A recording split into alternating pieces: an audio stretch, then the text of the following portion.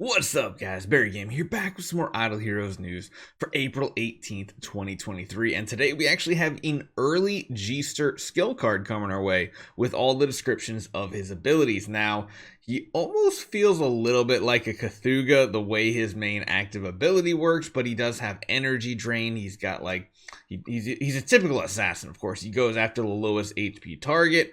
Sometimes he goes after the highest speed target, which is something I feel like we haven't seen in forever.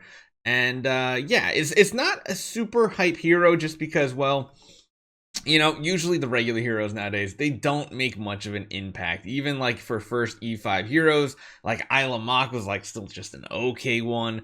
Geester again looks okay, but nothing really meta defining. He is of course a hero that can twine, can poison, and can do a couple other things with his kit. So let's jump right into it. Let's talk about this hero. Let's talk about where he is a tenant for, and who are tenants for him. So hopefully you guys enjoy this one. Hit that subscribe button. Let's get going.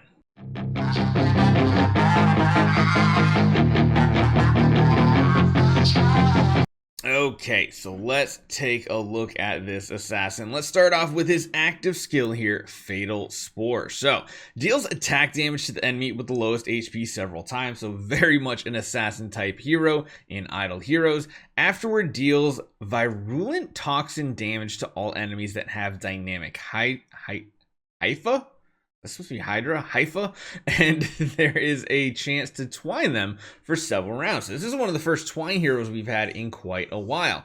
This dynamic Hypha is a skill effect used that just basically enhances his abilities. I think it even enhances his like basic attack too. Not stackable, so it's just like the enemy will have one of this debuff, meaning this happens. So the virulent toxin skill effect is detonates all layers of targets poisoned and burn, dealing the total remaining dot damage. All layers of poison and burn will be cleared after the detonation. Detonation damage has a cap. So again, this feels very much like Cthugha, where it's actually better to just let Cthugha's dots kind of like sit on the target, because when he uses his active ability, it kind of lowers his overall damage output. It's really weird.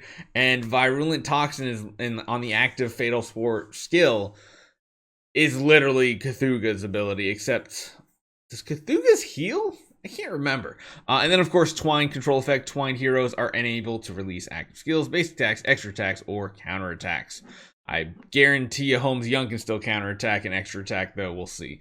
Yeah, so for this hero, I don't think it really matters that much, right? It's not like that big of a deal. But when he's a Transcendence hero, this would be the first Twine Transcendence hero we've had. Man, if only the Twine meme team was still around. Let's take a look at his other abilities here, though.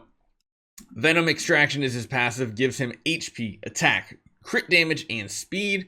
Increases damage dealt to poison targets. No damage reduction. I think any hero that doesn't have built-in damage reduction just ends up being way too squishy of a hero. At least in the old days when we used to have, you know, the Crystal Crown League PvP battle 6v6. You always look, can they survive more than one round? This hero maybe not, but hey, in PvE modes, he might still be good, especially with a poison synergy with Mystic Fairy Freya. Ooh, Mystic Fairy Freya and the Transcendence version of this hero might be kind of strong. Gallant Move changes the basic attack to deals attack damage to the enemy with the highest speed. That's something I feel like we haven't really seen before. Reduces the target's energy. That's pretty solid. And increases self crit for several rounds. If the target has that dynamic Hypha, additionally poisons the target, dealing attack damage for several rounds. And of course, he does more damage against poison targets, so that's good. So yeah. And then we have Fungi Protection passive skill. When taking crit damage, poisons the attacker, dealing attack damage for several rounds, and inflicts that dynamic Hypha on the attacker for several rounds. Afterwards, increases self-energy. That's kind of cool. When landing a crit with the basic attack or active skill, inflicts dynamic Hypha again on the target for several rounds, poisons the target, and deals attack damage over several rounds. So this is kind of interesting.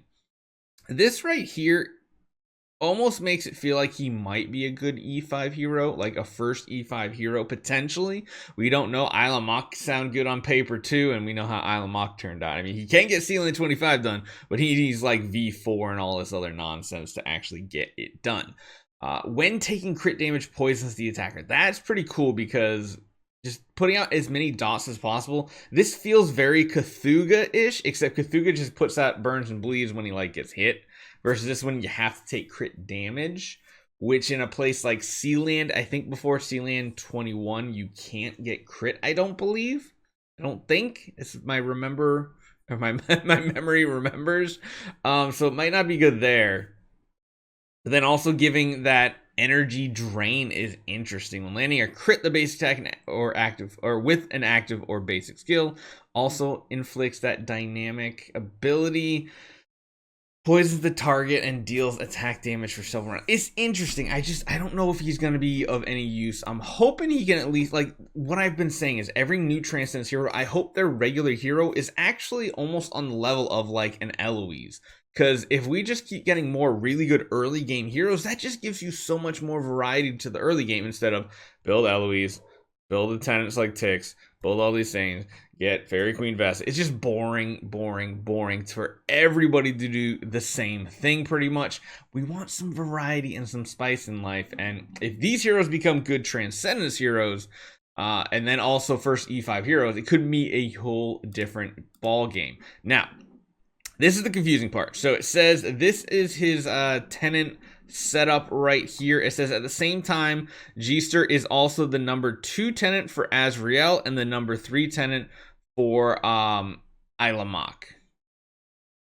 Well, actually, it just says regular Azrael for number 2 tenant, but on number 3 tenant, it says for space-time for Transcendence Ilamok, and then also the number 4 tenant for Holmes Young and Freya. Again, I imagine they're talking about Transcendence heroes, because what it says over here is tenants are Azrael, Hyperspace Hunter, Ilamok, Holmes Young, and Freya.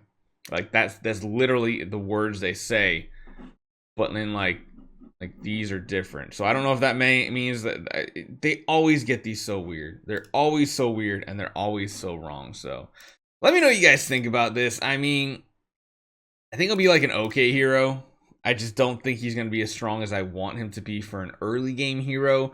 But we'll just have to see. So again, one more time, guys, make sure you guys hit that subscribe button because we are literally like 400 subscribers away from 85,000, and we have the account giveaway, which we'll probably do later today, depending on how our subscriber count goes. If we don't quite get to 85,000, I'll probably still give it away today. But make sure you're subscribed and you go enter a comment in that other video, because unless you do both of those, you're not getting a chance to win.